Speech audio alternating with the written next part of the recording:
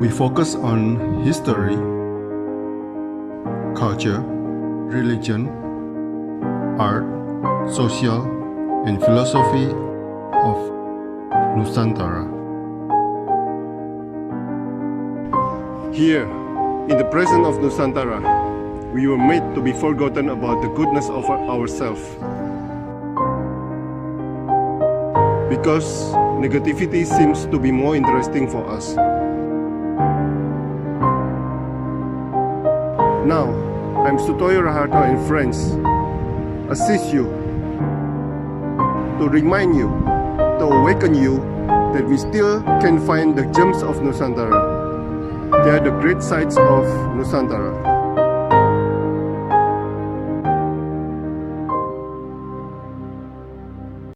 Selamat malam Pak Darmawan Dadiono. Selamat malam. Nah, kalau nama Pak Irawan ini Pak Iwan atau Irawan? Iwan saya. Iwan, iya. Iwan, iya. Dari mana Pak? Iwan itu dari Darmawan ya, masa kecilnya Wan itu kayaknya dari situ. Oke, kayaknya. Kayaknya iya, sepertinya iya. Seorang penari dan menurut teman saya seorang maestro tari. Siapa itu? Ayo. Belum.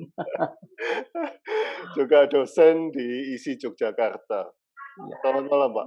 Selamat malam. Pak, seberapa dalam ajaran Yesus mempengaruhi seni tari yang Pak Darmawan dalami, Pak? Monggo, silakan. Ya, ini saya akan cerita dulu mengenai latar belakang hingga akhirnya saya bisa berkarya di beberapa peristiwa yang akhirnya saya memberikan istilah berkarya di ruang religiositas saya secara pribadi.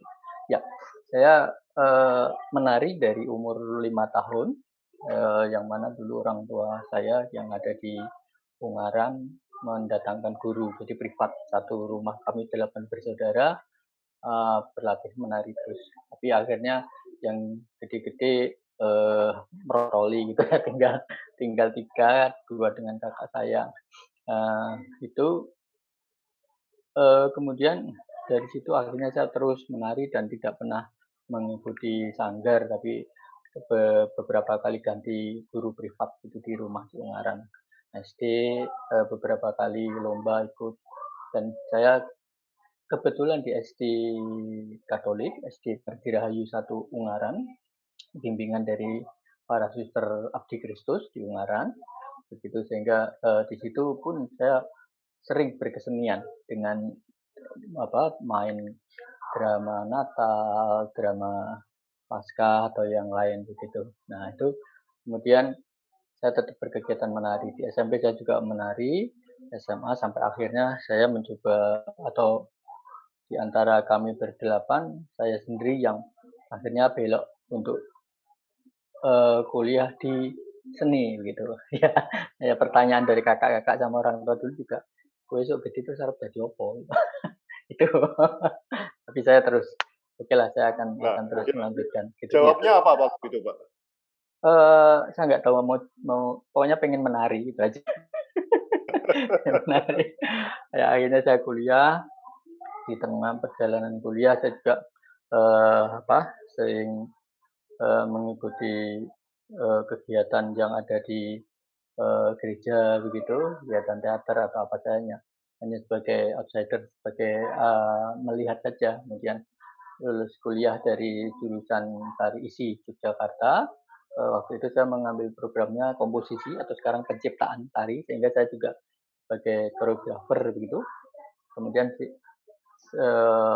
dengan isengnya saya mendaftar, dengan iseng ini Bapak, saya mendaftar sebagai dosen di ISI Yogyakarta. Ya, di sana saya juga tidak tahu kenapa saya diizinkan oleh Tuhan untuk ngajar di sana, karena waktu itu saya pesimis karena persaingannya untuk menjadi dosen saat itu ada mahasiswa teladan, ada putra-putra dosen, putra-putra dekan gitu. Tapi saya udah, pokoknya saya ikut aja. Nah, kemudian puji Tuhan saya keterima, kemudian proses belajar, proses mengajar, suatu saat tahun 2000, belum tahun 99 lah begitu, eh, eh, ada sebuah peristiwa yang mana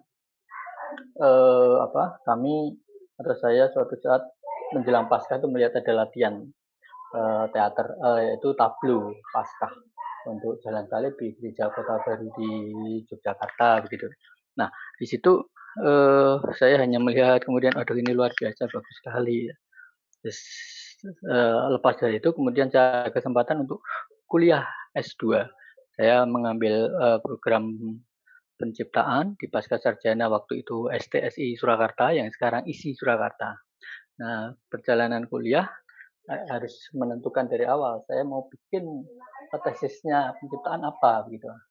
Dengan proses yang panjang, promotor atau pembimbing saya yaitu Mas Don, Profesor Sardono Kusumo dan juga almarhum Profesor Rahayu Supangga menjelaskan coba kamu membuat karya tari yang tubuhmu tari Surakarta tapi kamu mencoba tari gaya Yogyakarta. Nah ternyata, ini catatan. Saya baru tahu bahwa ternyata tari Jawa itu ada dua gaya, Surakarta dan Yogyakarta setelah saya masuk kuliah di ISI S1. Sebelumnya saya nggak tahu karena dulu ya tari Jawa gitu aja. Nah ternyata itu kemudian saya cari ketubuhan saya untuk menari tidak dapat karena ya banyak faktor yang tidak mendukung. Kemudian saya mencoba diarahkan oleh Profesor Dono, oleh Mas Don, saya membuat tarian yang bisa diukur metrik gitu. Karena saya pernah menunjukkan ke beliau tarian yang dengan garis-garis gitu, garis-garis bisa diukur terukur.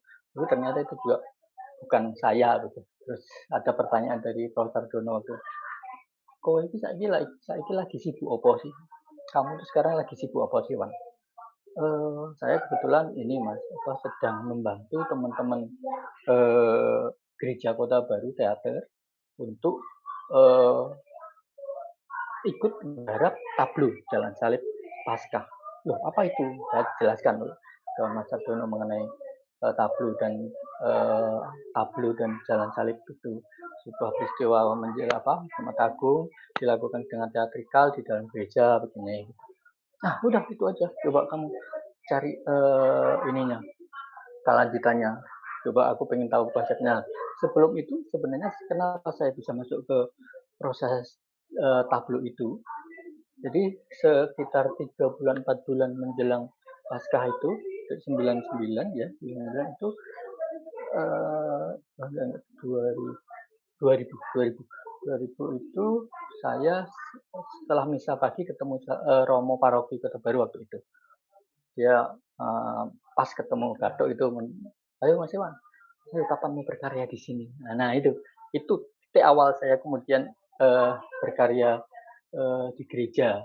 Nah kemudian baik mau akan saya coba itu tableau diurusin dibantu adik-adikmu yang di teater sebisa saja karena di tari saya tidak begitu banyak mempelajari acting teater tapi gerak saya akan coba mengolah gerak di sana. Oke silahkan. Nah dari situ kemudian balik lagi ke Mas Sardono, saya bilang saya sedang sibuk ini. Udah itu aja coba cari. Tapi sekarang coba cari jangan di gereja satu. Coba dicari lokasi lain yang kalau di gereja nanti banyak umat kamu tidak bisa ekspresi sekali. Terus nanti ada altar ada ini. Oh iya. Terus yang kedua yang bisa membimbing kamu nanti siapa ya? Mas Sardono bilang, oke, ini Wan, coba kamu hubungi Muji Sutrisno. Duh, kamu Muji Mas? Iya, kamu pernah kenal dulu tahun 9 berapa waktu almarhum Arswendo Atmawiloto Mantu, saya menari di sana, saya kenal dengan Romo Muji, tapi nggak tahu ingat apa enggak beliau. Oke, sekarang kamu cari, tapi dia di Jakarta. Kebetulan Mas Dan juga nggak tahu nomor teleponnya. Baik Mas. Atau coba cari Sindunata, Romo Sindu. Oh siap, karena di Jogja saya cari Romo Sindu. Di Puskat nggak ada, di pastoran waktu itu di belakang gereja itu nggak ada, kemudian di rumah Omah Petruk sekarang itu 3 kali saya cari nggak ada. Ya ini namanya proses ujian gitu. Nah kebetulan saya laporan dengan Mas Sardono mengenai apa yang sudah saya buat, ini begini di gereja begini. Oke, ya aku tahu, tapi ini cari lawan lokasi. Karena begini Pak Toyo, pada saat proses kami di kuliah di S2 di Solo, itu kami, para mahasiswa dikenalkan kembali oleh Mas Ardono mengenai apa sih ruang tari, apa sih ruang ekspresi. Ternyata di budaya timur itu banyak sekali tempat yang bisa menjadi ruang. Saya mengistilahkan antara space dan place, tempat dan space, ruang itu untuk mengekspresikan karya seni kita. Nah, di situ kemudian kami mendapatkan banyak ilmu yang mana ternyata di budaya timur lebih di Indonesia ternyata banyak. Di Pasar Gede Solo itu ternyata juga ada panggung yang mana ternyata zaman dulu waktu waktu ini zaman Belanda mungkin sering dibuat untuk pementasan begitu.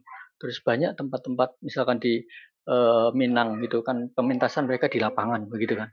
Banyak. Nah, ternyata kalau stage proscenium itu kan ternyata pengaruh budaya barat. Nah, ini yang kemudian kami olah, kami pelajari mengenai menciptakan ruang dimanapun untuk mengekspresikan diri. Nah, dari itu kemudian Sebentar, Pak. ya, Sebentar.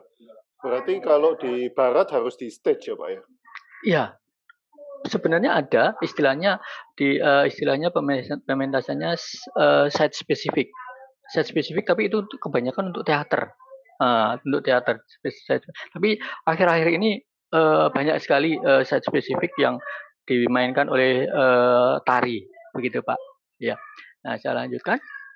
Terus kamu yang bisa membimbing ini nanti mengenai liturgi, mengenai religiositasnya Romo Muji kan. Udah piye carane goleki piye lah. Karena saya udah laporan nggak bisa. Oke. Terus suatu saat Pak. Nah, ini sesuatu banget buat saya. Suatu saat pulang kuliah di Solo, saya naik angkot, kemudian turun di depan stasiun balapan karena saya naik Pramex gitu ya. Pramex Setia Pramex dulu. Sekarang udah nggak ada, adanya KRL. Saya naik Pramex gitu. Pas saya turun dari angkot, ada orang pakai topi gondrong jalan. Aduh, itu Romo Muji. Aduh, saya lari. Selamat siang. Iya selamat siang. Mau kemana? Ke Jogja. Yuk bareng. Iya bareng. Nah, beliau antre karcis Pramek di depan, saya di belakang. Oke, beliau. Saya duluan masuk. Aduh, itu ada kereta dari Surabaya. Saya takutnya kalau dia naik itu. Oh, ternyata enggak. Oke, Surabaya jalan. Saya naik Pramek, saya naik. Beliau naik. Saya langsung memberanikan diri duduk di jajar. Mau inget saya enggak? Saya langsung sapa. Kenapa? Sapa. Dulu saya pernah menari di Mas Arswendo. Oh iya iya iya. Tapi wis lali ya jelas apa gitu. Enggak apa-apa mau. Ini begini saya maaf Pak, saya tak nancep gitu. Ya, maaf. Saya Iwan, saya dari sedang S2 di Solo gitu. Kemudian saya pernah ketemu Romo dan saat ini terus kesibukanmu apa dia? Saya menyiapkan tesis saya. Saya menceritakan tesis saya ini. Wah menarik. Kebetulan Mas Don tuh menunjuk nama Romo. Loh, Don Mas Don? Iya. Oh iya gimana gimana? Mas Don itu menunjuk Romo untuk bisa membimbing saya untuk nanti menguji juga. Dan Profesor Yusuf Bangga, oh iya aku mau, oke kamu, wah senang sekali. Saya, aduh puji Tuhan ini di kereta selama Solo Jogja banyak orang yang pengen ngomong sama Romo, enggak, maaf saya sedang dengan ini Iwan mahasiswa saya, aduh langsung gitu, aduh bangganya. VIP ya? Iya VIP itu 2003 ya, 2003 proses, kemudian turun di Jogja, beliau mau ke UGM, kebetulan saya bawa gerobak, saya antar, sempat ngobrol bagaimana saya prosesnya begitu. Akhirnya ya hari berikutnya saya cerita ke Mas Ardono. Wah Mas Ardono, ya saya juga sekarang kamu cari lokasinya, cari lokasi. Oke, saya cari lokasi. Banyak gua-gua Maria seperti Sendang Sono, sini Jatiningsih. Semuanya tidak cocok. Kemudian saya kalau di kami novena dalam Maria itu hari ketujuh saya ada semacam ya lo ono Gunung Kidul. Ternyata di Gunung Kidul itu ada Gua Maria Kritis, Pak. Nah, itu Gua Maria Kritis saya ke sana, saya eksplorasi, saya foto, saya video waktu itu dengan kamera belum ada HP yang bagus itu. Akhirnya saya serahkan ke Mas Ardono, Mas Ardono sangat senang. Wah ini tempatnya bagus, alami sekali. Jalan salibnya 1 kilometer, kemudian nanti ada peristiwa yang ada di gua. Nah itu mulai saat itu saya kemudian banyak sekali karya-karya di samping Paskah, juga Natal dan juga acara-acara gereja lainnya. Nah, pada saat menggarap tesis itu pun juga tidak serta-merta lancar gitu. Karena saya coba di bulan Mei, kemudian baru ujiannya bulan Oktober 2004 gitu. Itu dengan melibatkan sekian ratus teman-teman teater maupun teman-teman tari gitu. Nah, dari situ kemudian banyak ada beberapa karya yang saat ini masih dipentaskan oleh teman-teman gereja Katolik maupun Kristen. Yang terakhir gereja Kristen Ngupasan, yaitu salah satunya itu karya tari berjudul Rupa Roti. Nah, Rupa Roti ini juga menariknya bahwa suatu saat saya misa di Kota Baru, saya dipanggil salah seorang romo, jadi ini tahun 2009 gitu. 2009 jadi Pak Romo. Mas Iwan, ini ada titipan satu artikel dari majalah Hidup, tulisan Romo Tom Jacob SY, judulnya Rupa Roti. Coba Mas Iwan ini ekspresikan ketua tarian untuk Kamis Putih Paskah 2009. Jangka 3 bulan saya pelajari gitu. Akhirnya baik saya bisa mencerna. Yang intinya sebenarnya itu perjamuan terakhir dari Yesus dan 12 muridnya. Nah, di situ juga Sebentar, perjamuan Ya. terakhir ini cuma Pak Darmawan sendiri yang Nah, menari. ini saya tarikan dengan 12 plus 1. Satunya saya, ya 12. Saya menggambarkan 12 tiang gereja, 12 murid, atau suatu saat bisa menjadi masyarakat luas. Gitu. Karena ini saya garap kalau di konsep tari dramatik, gitu ya. Konsep dramatik itu menampilkan suasana-suasana tanpa menjelaskan bahwa ini tokoh A, B, C, tapi hanya suasana kejadian-kejadian. Di situ membuat karya itu yang mana Romo Tom itu menyerahkan tulisan itu dalam keadaan sakit di rumah sakit Bethesda. Nah, setelah Paskah, beliau bisa melihat video itu oleh Romo Heru diceritakan sudah melihat beliau nangis melihat karya. Dan memang kata teman-teman pentas pertama itu banyak orang-orang di koster-koster itu pada menangis melihat karya itu. Saya nggak tahu apa yang terjadi itu. Saya hanya saya mengekspresikan saat itu saya belum jelas ruang religiusitas saya di mana begitu ya. Akhirnya berjalan banyak karya-karya Natal Paskah yang mana pada saat saya ini ingat lagi bahwa Romo Muji pada saat menguji saya di S2 saya itu satu pesan Mas Iwan, Mas Iwan akan mempunyai karya-karya besar di Paskah maupun di Natal. Tapi itu pelayanan orang duit. Iya, puji Tuhan. Sampai sekarang besar. Orang duit iya sampai sekarang. Ini yang saya imani bagaimana pelayanan tidak harus di gereja, tidak harus di masyarakat bagaimana, tapi dengan apa yang saya punya, apa yang saya miliki, apa yang saya bisa kembangkan dari talent saya yang diberikan oleh Tuhan, saya kembalikan ke Tuhan. Akhirnya saya perjalanan. Nah, kemarin 2015 saya berkesempatan untuk kuliah lagi untuk mengambil S3 di ISI Surakarta lagi. Karena di ISI Surakarta saya sudah N-nya begini, S2 sudah punya embrio untuk saya lanjutkan di sana lagi. Nah, di S3 saya pun bersikukuh untuk tetap dibimbing oleh 3 orang. Romo Muji, Mas Don, dan Prof. Supangga almarhum. Nah, di situ saya persiapkan proposal, yang mana sebenarnya ini juga proposal ini hasil wawancara saya dengan Mas Don sebelum saya menguatkannya untuk kuliah, bahwa Iwan, kamu ingat nggak Larang Tuka, Flores Timur? Iya, itu kan Semana Santa atau Paskahnya luar biasa. Coba kamu ke sana, waduh ini akhirnya dengan Kemana, rekomendasi Pak? beliau. Kemana? Larang Tuka, Flores Timur. Oh, oke. Ya, nah rekomendasi Mas Don, saya ke sana untuk mengetahui apa sih Semana Santa. Ternyata peristiwa Paskah yang sudah berumur 500 sekian tahun yang sangat-sangat besar. Oh, Ya. oke. Iya, ini baru aja beberapa bulan yang lalu Menteri Agama ingin sekali menjadikan Semana Santa ini peristiwa nasional, walaupun sebenarnya itu udah peninggalan Portugis. saat dulu waktu masuk di Indonesia dengan Katoliknya itu. Kemudian ada ini di apa, di Portugal juga ada peristiwa Semana Santa, Pekan Suci Paskah. Nah, Apa di yang situ spesial, Pak? nah ini Apa sama dengan yang Filipin, Pak? nah ini yang spesial dan menjadi saya kemudian terkorek untuk makin tahu, makin paham. Ini kalau Semana Santa di Flores Timur di Larantuka ini yang terjadi pada Jumat Agung malam atau nilai-nilai yang di ini kan ditonjolkan bukan mengenai penyaliban, tapi mengenang rasa duka dari Bunda Maria.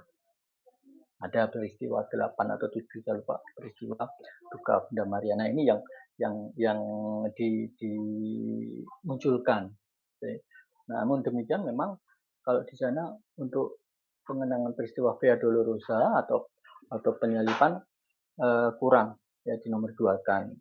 Nah, dari situ saya wah, ini kalau saya hanya di Larantuka sudah besar seperti ini, saya tidak bisa apa-apa, tidak bisa berkarya apa-apa. Akhirnya atas bantuan Bapak Andreas Ratu Kedang, waktu itu Kepala Dinas Budaya Pariwisata, saya dilempar ke 50 km dari Larantuka, Desa Konga. Nah, Desa Konga ini merupakan desa kecil gitu, yang gerejanya juga kecil gitu, tapi mempunyai sesuatu yang luar biasa menurut saya. Saya juga di sana pertama kali datang begitu, diantar oleh salah seorang teman dari Dinas Pariwisata Kabupaten Flores Timur begitu, di, di tempat seseorang begitu, namanya di konferia itu sesepuh agama di situ. Kemudian saya masuk karena rumah depan masih dibangun, saya di belakang, masuk belakang, dan kami ngobrol, saya sekalian menggali apa yang ada di Konga. Kemudian saat itu ibu yang punya rumah itu keluar dari ruang tamu karena dipanggil bapak untuk diminta bikin kopi gitu. Beliau melihat saya, dia langsung, oh Yesus, bukan, iya Yesus, bukan, saya Iwan, saya dari Jogja. Nah, ini kacau. Teman saya yang dari pariwisata aja geleng-geleng.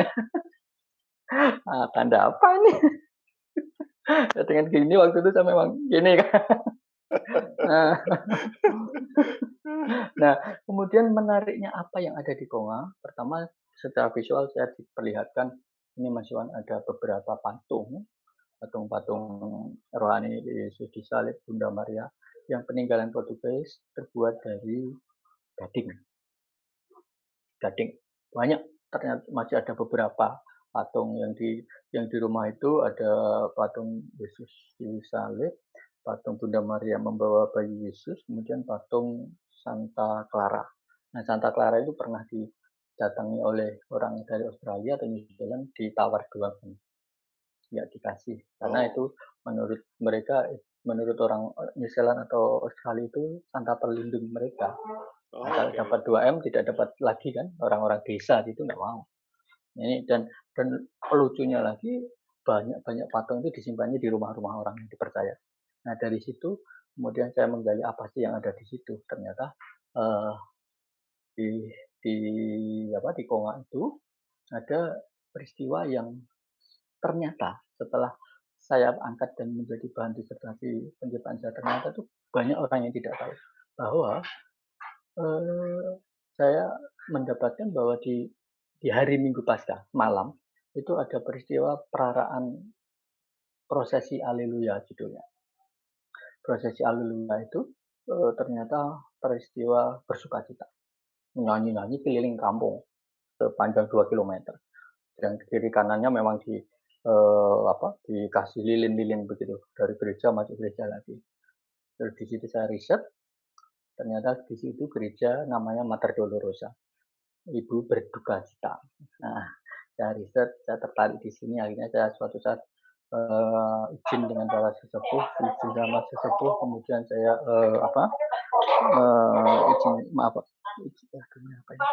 izin sama sesepuh, terus saya mencoba ngomong-ngomong sama para anak mudanya, Dan para sesepuh di sana itu ternyata punya keinginan bahwa desa itu pengennya seperti di Bali, Mas Iwan, bahwa agama, kehidupan masyarakat, budayanya bisa menyatu begitu. Tanpa harus ada bagaimana ya yang tidak manfaat lah. Ya ya nggak apa-apa Bapak, saya coba mendekati anak-anak juga yang mana di sana moke itu kan sehari-hari bisa didapat dan bisa diminum jadi mabuk ya. Nah, nah di situ saya riset. Suatu saat ada yang menarik lagi yang mana kemudian menjadi salah satu karya saya dari disertasi saya. Suatu saat saya diundang untuk mengikuti latihan kur bapak-bapak. Latihan kur malam-malam begitu. Hari Selasa saya ingat itu 2016 saat itu. Nah itu di sana saya mencoba mengikuti latihan kur tapi saya hanya melihat tapi sebelum latihan kur mulai bapak-bapak bilang Mas Iwan kami akan latihan OVOS.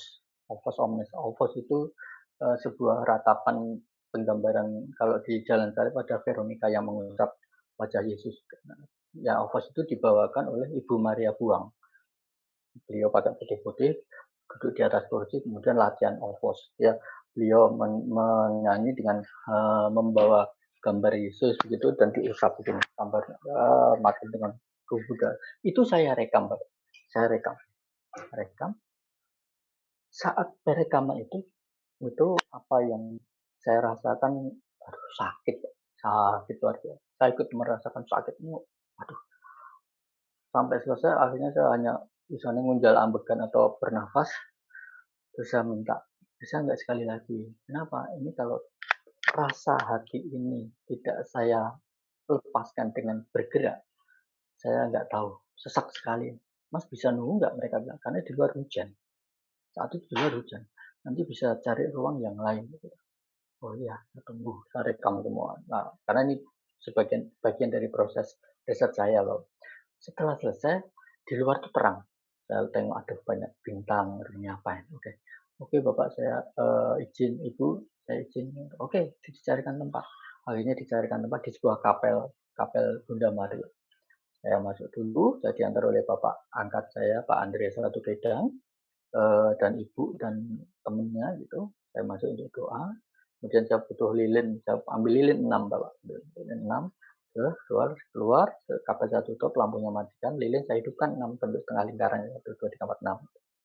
Kemudian Ibu Maria Buang saya mohon untuk menyanyi OVOS lagi. Saya bergerak, saya lepas baju, saya bergerak dengan kain. Kebetulan Ibu Andre membawa kain tenun. Nah, tenun saya menari, mengeluarkan isi hati saya yang gak karu-karuan sakitnya Pak. Nah di situ saya bergerak dengan OVOS. Suatu saat saya pengen megang lilin, menggerakkan lilin itu mau saya pegang 2, tanpa angin, tanpa apa-apa, tiba-tiba lilin mati bareng. Bapak tuh lilin kalau mau mati kan biasanya goyang. Ini enggak, begitu mau saya pegang, sep, aduh apa ya? Udah, saya nggak boleh mikir macam-macam, saya harus menyelesaikan untuk ngeplong ke hati saya. Dan saya plong, selesai. Tuhan selesai. Nah ini akhirnya menjadi riset ya. Berarti mereka menyanyi OVOS lalu Bapak menari gitu Pak? Iya, yang menyanyi OVOS hanya satu Ibu Maria aja. Nah, ada beberapa yang nyuting, tapi waktu itu gelap, tapi ada yang kelihatan waktu itu saya masih simpannya belum ini kan. Itu akhirnya saya permisi ke mereka, boleh nggak kalau ini saya bikin sebuah tarian? Silakan Mas, silakan Mas. Nah ini akhirnya ada sebuah karya yang saat itu bisa saya sampaikan, kemudian disertasi saya itu sebenarnya ada 3, OVOS, kemudian dari 2016 itu sebenarnya sebelum pasca ada seminar mengenai Semana Santa. Nah di situ ada seorang Romo Leo Kleden, adiknya Ignaz Kleden, itu mengemukakan bahwa kita harus bisa mengembalikan nilai utama Paskah yaitu penyaliban, yaitu jalan salib dan penyaliban Yesus. Dari situ saya tangkap wah ini sementara ini kok di sini belum ada peristiwa itu semacam tablo atau apa. Ternyata tahun itu ada, tapi dilaksanakannya tidak hari Jumat Agung, tapi di hari Selasa. Sebuah lapangan besar. Duh, ya ini tidak pas menurut saya. Akhirnya omongan Pater Leo Kleden ini saya bawa ke Konga. Kemudian suatu saat dalam proses 2017 saya bisa ketemu dengan beberapa romo yang ada di seminari. Saya bisa tidur di sana, saya bisa proses workshop bergerak yang nanti kaitannya dengan bergerak menurut kata hati itu proses bergerak di situ akhirnya saya bilang ke Romo, mungkin nggak mau Romo misalkan saya membuat jalan salib atau Via Dolorosa, mungkin tahun depan 2018 saya paskan untuk salah satu karya disertasi saya dengan pemainnya murid-murid seminari. Wah, saya senang sekali Mas Wan. Ini akan saya ini merupakan sebuah sebuah pelajaran untuk keimanan mereka, entah mereka besok jadi romo apa enggak. Yang penting ini ada istilahnya kekaryaan pastoral di masyarakat. Gitu. Jadi kalau kita KKN gitu, supaya mereka tahu bahwa di masyarakat ada ini dan bisa diwujudkan oleh Mas Iwan. Wah itu luar biasa, puji Tuhan saya mendapatkan dukungan yang luar biasa. Akhirnya kami proses latihan 3 bulan gitu. Ini satu. Kemudian yang balik lagi yang prosesi haleluya, bahwa saya jelaskan ke mereka konsepnya bahwa ibu-ibu, bapak-bapak setiap hari kalau di gereja itu bapak-bapak, ibu-ibu ada anak-anak teman-teman di gereja yang bunda berduka cita. Apakah kesehariannya memang harus berduka cita? Saya balikkan begitu.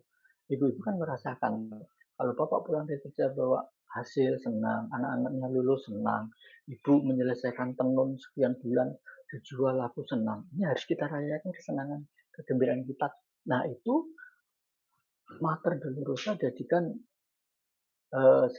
mater atau ibu atau Maria yang bersuka cita. Tepatnya pas di prosesi Haleluya. Mari dengan izin saya mohon diganti menjadi Maria Haleluya. Kenapa? Karena ternyata perayaan prosesi Haleluya itu juga membawa patung Bunda Maria yang bersuka cita dengan bayi Yesus itu terbuat dari eboni dan evori, Bapak. Masih asli. Hanya yang patung Yesusnya yang dipindahin hilang karena waktu itu gempa atau apa itu, Rantuka itu. Nah, di situ akhirnya ada konsep dari disertasi saya yaitu Maria berduka cita menjadi Maria bersuka cita. Dari Opus menjadi Maria Haleluya. Nah di situ akhirnya diujikan yang jalan salib hari Jumat pagi ditunggu oleh Romo Muji Sutrisno. Kemudian tanggal 1 April 2018 disertasi saya dengan konsep Maria Haleluya diujikan. Salah satu penguji ahlinya yaitu Pater Leo Kleden tadi. Yang uji 9 orang profesor dokter semua datang ke Arantuka. Nah, akhirnya ini yang menjadi sesuatu yang akhirnya sampai sekarang pun saya kalau pertanyaannya tadi ya atas izin Yesus karena begitu saya mengenal ini menjadi hero menurut saya beliau sebagai manusia menjadi hero bagaimana seseorang yang berani mengorbankan dirinya untuk dunia untuk umat manusia ini sebuah menurut saya hero sekali ya untuk seseorang yang begitu luar biasa. Kemudian apa yang saya dapatkan istilah dari kemarin saya dapatkan dari Bapak Profesor Bambang Sugiarto, ya saya terus terang Pak Toyo, Mas Toyo, saya terus terang nggak pernah mau soal Alkitab terus jadi karya itu enggak. Gitu. Tapi saya mau buat karya, ternyata di Alkitab no, gitu. Ternyata di Alkitab ada. Kayak yang S2 saya judulnya Bunga di Atas Karang.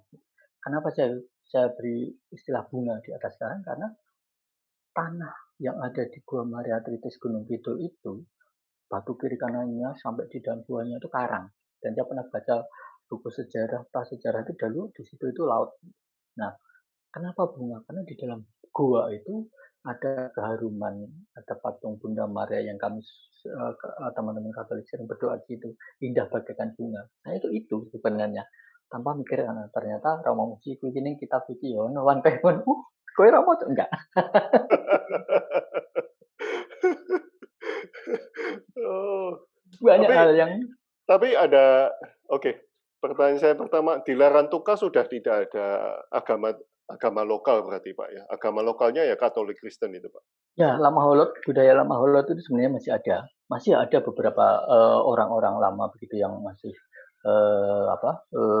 menganut lama budaya lokal itu masih ada, ya. Memang kemudian penyebaran agama dari Portugis yang pertama Ambon kemudian masuk Flores itu yang akhirnya membuat banyak orang-orang Flores Timur menjadi Katolik. Nah, kenapa saya cerita sedikit kenapa Bunda Maria yang diutamakan? Jadi sejarahnya menurut cerita mereka dulu ada nelayan yang melihat penampakan seorang perempuan di laut. Nah, saya mikirnya eh, penampakan perempuan gitu. Nah, kemudian hari berikutnya dia tuh menemukan patung yang ada di tampak penampakan itu. Nah, patungnya itu akhirnya diarak setiap Jumat Agung malam sampai sekarang masih ada diarak, dan di sana waktu begitu ditemukan ditempatkan di rumah khusus tempat yang suci. Kalau saya memikirkan yang Jawa kui Dewi Sri di Ya, Dewi ya. Kesuburan Tanah. Nah, kalau di sana kan karena kehidupan maritim dulu, jadi itu Dewi Laut yang memberikan kehidupan para nelayan zaman itu sampai sekarang mencoba itu lagi. Nah, saat itu sudah jalan adat itu dengan menghormati patung itu kemudian Portugis masuk. Nah, caranya begitu. Portugis masuk, dia mungkin juga sesuatu yang cara ini di kami Bunda Maria. Jadi sama-sama ini kita saling menghormati. Masuklah agama Katolik di sini. Oke, Nah, sejarahnya oke. ada semacam itu. Jadi ada sesuatu yang sinkron dia. Nah, dari saat itu Katolik eh, masuk di situ, bahkan kerajaan Larantuka itu kerajaan. Kerajaan Larantuka itu menyerahkan kekuasaannya kepada Bunda Maria. Di sana ada patung Bunda Maria besar dengan membawa tongkat kepemimpinan kerajaan di situ. Nah, sampai sekarang itu. Nah, sehingga di Larantuka sebenarnya ada 3 tempat, di Wure, di Larantuka, dan di Konga. Itu ada peristiwa Semana Santa yang hampir-hampir sama. Yang di Konga sekarang sudah ada Maria Haleluya makin besar. Sebenarnya di Larantuka juga ada prosesi pengembalian atau prosesi haleluya tapi tidak begitu disentuh. Kemudian di Wure itu di Pulau Adonara, dia nyebrang 10 menit 15 menit. Di Wure itu juga ada peristiwa yang begitu.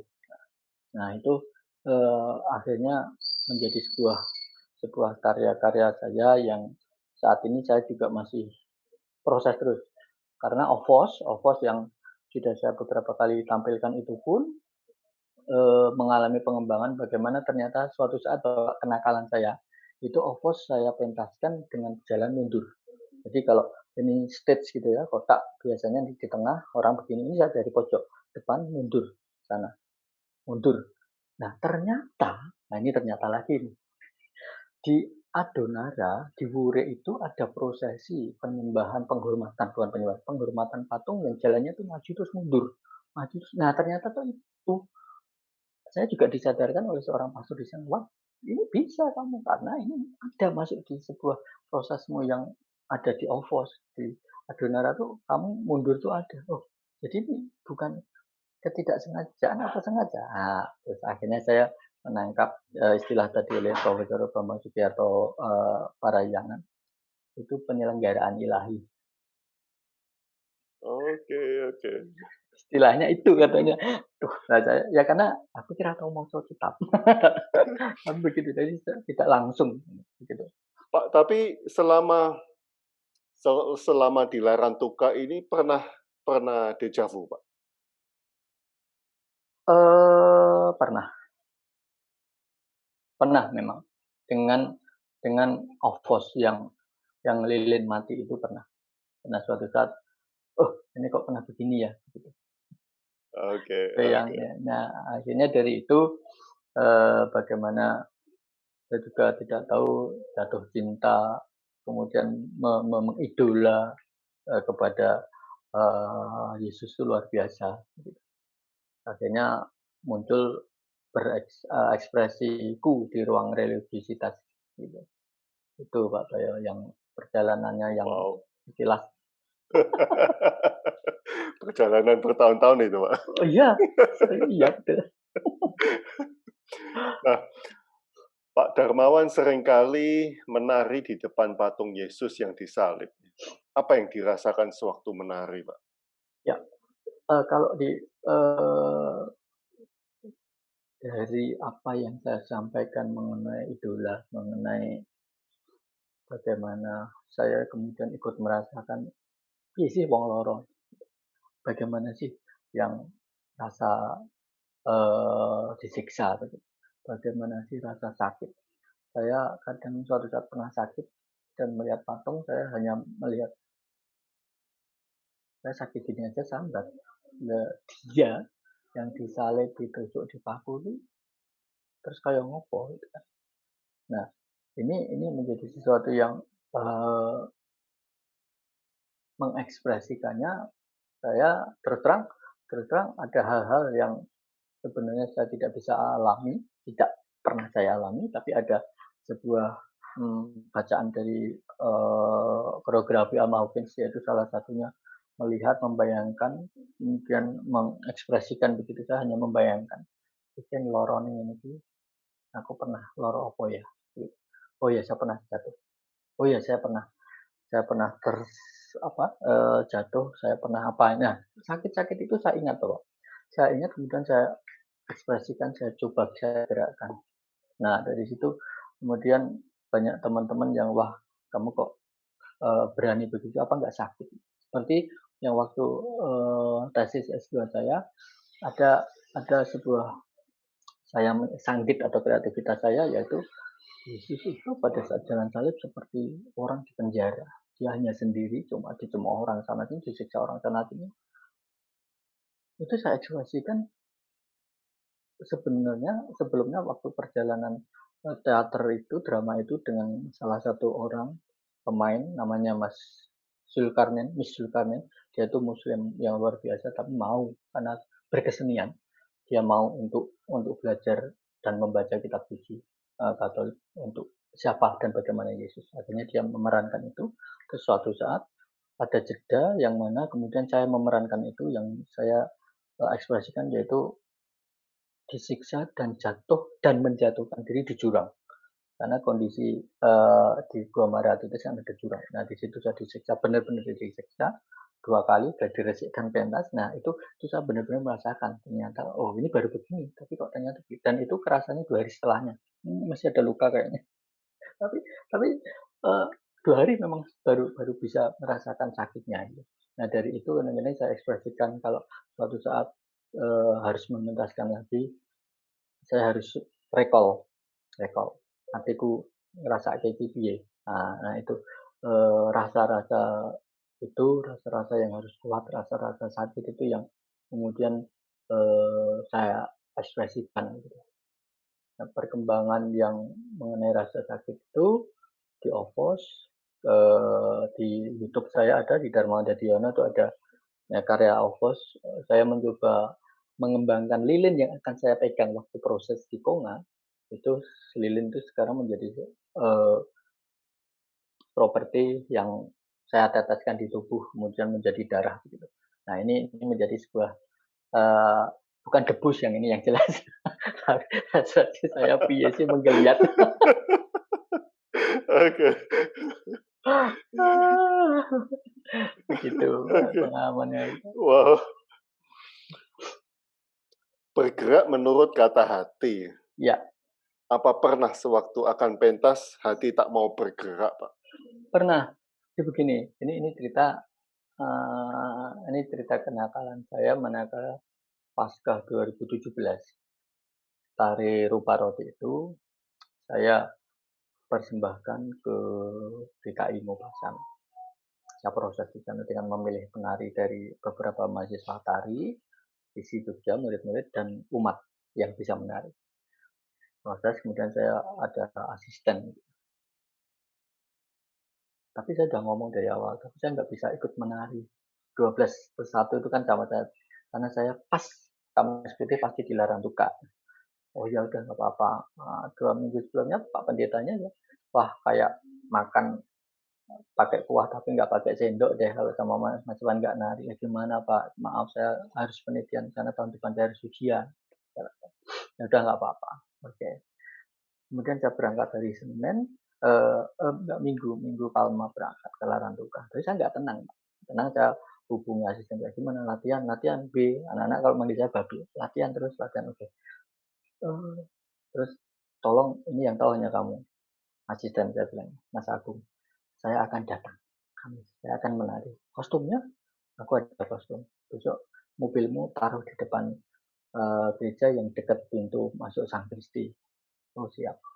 Saya kebetulan Kamis itu bapak ibu angkat saya yang di Larantuka pergi ke Jakarta menghadiri wisuda putrinya. Kemudian saya pamit sama orang rumah, yang ada mama, pembantu atau ibu-ibu di sana panggilannya mama, saya mau ke desa. Kemana? Kok nggak pagi-pagi Pak jam 6 naik motor. Saya nggak ke kanan tapi ke kiri, ke bandara. Hari Kamis tuh Pak, nakal. Langsung saya Goso, dapat tiket, pulang, Kupang, Larantuka Kupang, Kupang, Jogja. Sampai Jogja jam 4 sore. Saya kontak asisten saya. Oh, Bapak udah datang, aku mau mandi dulu di bandara. Oke, aku naik Grab. Terus aku mau masuk mana mobil kamu ya masuk. Udah saya ganti. Terus kontak-kontak dulu. Tapi kurang 2 lagu, oke siap. Oke siap, oke siap. Saya masuk. Udah begitu siap, siap. Jadi nggak ada orang yang tahu, hanya asisten saya. Karena saat itu yang akan mengenal asisten saya. Tapi asisten saya agak pendek dan rambutnya pendek, ora pantes cari. Terus saya, nah begitu saya masuk, Pak, saya tuh nggak bisa gerak. Masuk di Sang Kristi loh, belum masuk ke area tarik. Pertama kali dan semoga terakhir kali saya grogi dan tidak bisa bergerak di situ.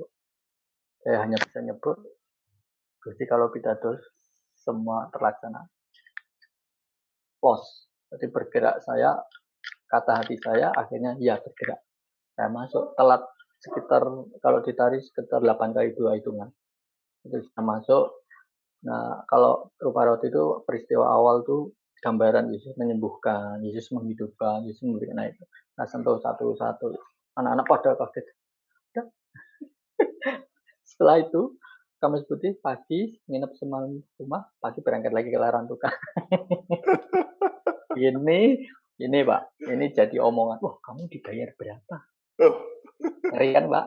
Saya udah ngomong tadi di S2, saya karya besar. Tapi kalau udah sampai begini, ya saya hanya bisa menyumbangkan talent saya, begitu ya, pada ruang religiusitas saya, pada Tuhan saya, pada teman-teman semua yang mungkin bermanfaat, mungkin. Nah, itu. Sampai begitu Pak. Pernah suatu saat dapat job Natal, pas kapan Natal di sebuah gereja, itu aja ngomong, wah Mas Iwan untuk menang tender piro. Saya sampai, yuk, dia yang ngomong temen juga, orang Katolik, tapi serius, untuk menang tender piro untuk 2 gereja itu. Tolong deh dilihat, saya nggak pegang uang, saya serahkan administrasi gereja untuk bagi ke teman-teman. Karena para pendeta, para romo selalu ngomong, Wan, penarimu yang muslim diutamakan. Wan, penarimu yang Hindu, yang Buddha diutamakan. Utamakan.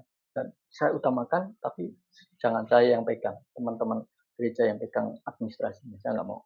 Karena ini sudah menjadi uh, apa ya istilahnya, saya justru dicap, oh yang Paskah Natal karyamu gede-gede. Ini ngurang apa-apa. Nah, ini kemudian ada lagi Pak, yang saya memang mempunyai bukan anggapan ya, selalu mengembalikan pada saat membimbing ke mahasiswa, mengembalikan ke mereka bahwa seni tari itu ekspresi kata hati yang diwujudkan dengan gerak dengan badan kita. Nah ini suatu saat dengan ajaran Mas Sardono, Mas Don, yaitu ziarah ragawi. Ziarah ragawi itu polanya kita bergerak sepelan mungkin. Misalkan kita ada memegang ini, kita harus bergeraknya sepelan mungkin. Kalau cepat kan begini. Nah, begini ini yang bergerak mana dulu? Ini dulu, ini dulu. Nah, ini kita harus menyadari. Ziarah ragawi, jadi kita menziarahi ragawi kita. Itu pernah dilatih dari jam 6 sore, jam 6 pagi di rumahnya Mas Don. Kami mahasiswa diajarin itu. Nah, dari situ kita diajarkan untuk peka bagaimana sih mengungkapkan rasa dalam wujud gerak. Yang mana nanti geraknya itu akan mempunyai arti atau ekspresi. Misalkan kalau di tari Jawa ada begini itu ulap-ulap itu melihat atau silau, ulap sulap. Nah, ini begini itu mau sekedar begini, tapi yang meripatin meronong atau benar-benar begini melihat.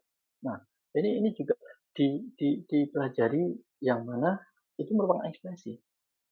Kata hati itu harus diungkapkan dengan gerak ataupun hanya sikap yang bisa memberi arti kepada dalam hal ini apresiasi orang-orang yang melihat begitu. Memang pernah saya juga selalu ajarkan kalau memang kamu belum bisa dalam sebuah diam konsentrasi, terus hatimu bicara, kalau memang belum bisa ngajak bergerak, ya aja bergerak walaupun sebenarnya itu sudah bergerak. hatimu atau jantung kamu sebenarnya sudah bergerak. Nah, di sini orang kalau kalau sudah mancing ajur-ajur menari itu joget itu ya ya hati gitu. Kadang-kadang kalau memang saatnya sudah harus mengeluarkan kata hatinya mengeluarkan ya keluar. Kalau memang tidak bisa ya jadi dipaksa nanti karena ekspresi-ekspresi atau energi-energi gerak itu tidak sampai gitu. Ya itu yang bisa saya sampaikan. Wow, wow. Ini seperti Mbah Prapto sekalian. Nah, Pak Prapto memang punya cara sendiri, Mas Don punya cara sendiri. Saya sempat ngobrol juga sama almarhum Prapto gitu ya. Oke, oke, iya. Ya, wow. Ini seperti meditasi, Pak. Nah, Ya, akhirnya memang di tari Jawa itu sebenarnya ada meditasinya. meditasinya. Ya. Betul. Karena seperti yang saya sampaikan tadi, Pak, saya mengekspresikan bagaimana jatuh itu. Kalau tidak dengan rasa yang, kalau masih merasakan, ya istilahnya orang kalau udah meditasi itu kopo rakrungu kopo enggak itu akhirnya ini mungkin langsung sakit gitu kan. Kalau sudah kalau di jadilan trans, tapi saya trans bukan itu, ini orang akan mengalir gitu. Nah, salah satu kekuatan tari timur ya, lebih Indonesia banyak di Indonesia itu isi ya, tidak kadang-kadang tidak memikirkan bentuk piembuh kayak isinya dan akhirnya orangnya akan ya seperti meditasi. Memang tari itu kalau sudah ini itu ada di batas yang meditatif gitu Bapak. Menarik. Ya. Wow, wow.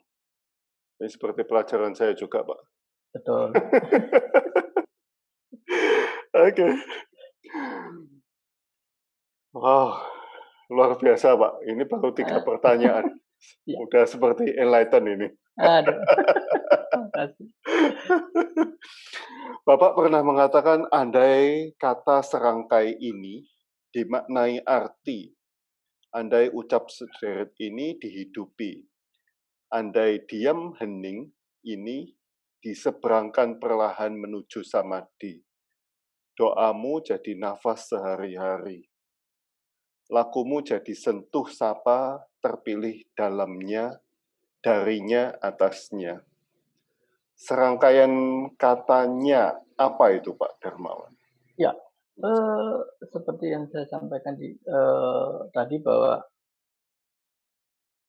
saya mencoba mencari dan akhirnya menyadari bahwa karya-karya saya itu atas seizinnya Yang Maha Kuasa, atas seizinnya dan atas kekuatan dianya dan pada prinsipnya saya mau riset ke Larantuka, saya mau riset akhirnya ke kabupaten yang lain di NTT setelah 2018 karena saya mau dan akhirnya dia memampukan untuk saya masuk ke sana sehingga karya-karya saya itu ya seperti yang saya sampaikan di ruang religiusitas saya gitu nya itu atas seizin dan atas eh, ke izin penyelenggaraan saya sebagai manusia biasa tapi masih dalam lingkup apa yang ada di dia begitu. Wow, speechless saya Pak. Oh. Saya juga masih nyari terus karena ini ada cerita Pak. Jadi sekitar 2018-2019 saya itu diberi kesempatan workshop di Kabupaten Ngada, Bajawa.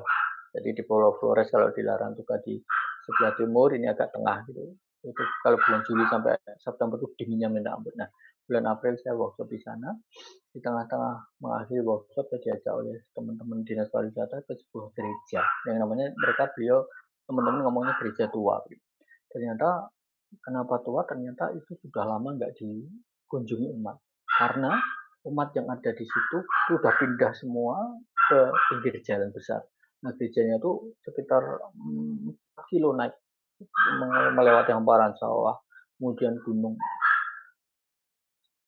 naik mobil berhenti di sawah, terus jalan kaki 3 kilo sore-sore sama beberapa orang sana. Anehnya, kenapa saya dipertemukan dengan Maria Dolorosa lagi? sepertinya akan ada satu lagi nih Pak yang saya temui. Jadi gereja tua itu tadi namanya Maria Dolorosa. Dan kemudian saya ngobrol sudah menjadi sebuah konsep yang sebenarnya 2020 saya akan membuat sesuatu di sana dan sudah masyarakat sudah senang sekali. Tapi pandemi kami belum bisa lagi. Nah ini ya mungkin seizin dia saya dipertemukan dengan itu. Saya dihadapkan dengan Mater Dolorosa, dengan ibu yang berduka cita gitu. Saya sampai akhirnya ngobrol sama beberapa romo, sahabatnya Romo Muji. Kayaknya masih ada satu lagi demo. Ya ikutin aja. Api kecilmu piye sih? Nah ada. Dan sudah terbengkalai gerejanya, Pak? Sudah. Dan di situ saya sempat masuk, saya sempat kudu gerak. Nah di situ saya berdoa dengan gerakan saya karena salah satu yang bisa saya meditatif bergerak tubuh saya dengan kata hati saya kadang-kadang menjadi sesuatu yang meditatif Pak. Nah memang gereja Katolik yang masih ada bambu-bambu besar yang itu untuk duduk di bawah gitu. Masih ada kursi-kursi yang tua. Kemudian saya mencoba masuk ke belakang di antara teman-teman di ruang Sangkristi, saya menemukan 14 lukisan jalan salib yang luar biasa. Saya langsung ngomong ke teman, tolong ini disimpan dulu. Suatu saat saya akan datang dengan teman-teman ahli lukisan bagaimana ini bisa diselamatkan. Ini lukisannya dari luar media dan untung disimpan dan saya buka, saya izin itu.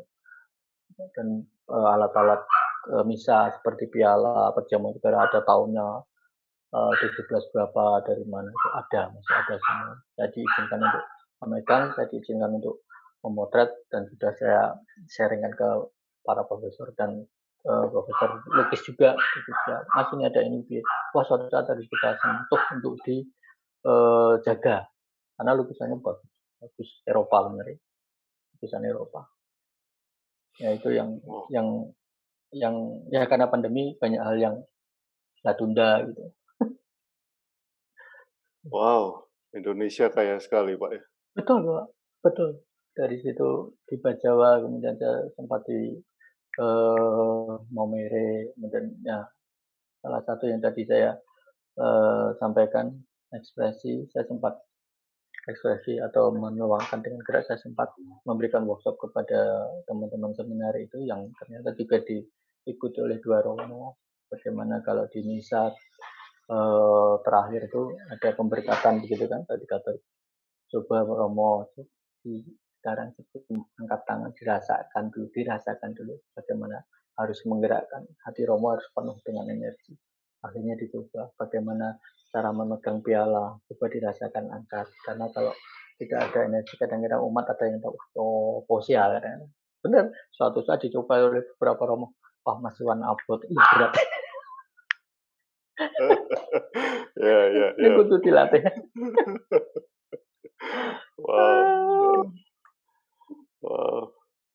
Wow, terima kasih Pak Darmawan Ya, atas enlightenment-nya ini. Kita harus ketemu di Jogja, Pak. Iya, nanti kalau Surabaya saya ngabari, kalau Siap. saya ke Jogja ngabari. Terima kasih Pak Darmawan, Ya, matur nuwun sangat, matur sembah nuwun, ini sangat luar biasa. Pengetahuannya sangat luar biasa. Oh, belum, masih cari-cari lagi. Matur nuwun sangat diberi kesempatan ngobrol. Luar biasa. Luar biasa. Okay. Saya terkagum-kagum itu. Matur nuwun. Terima kasih Pak Darmawan, selamat malam. Matur nuwun. Matur nuwun.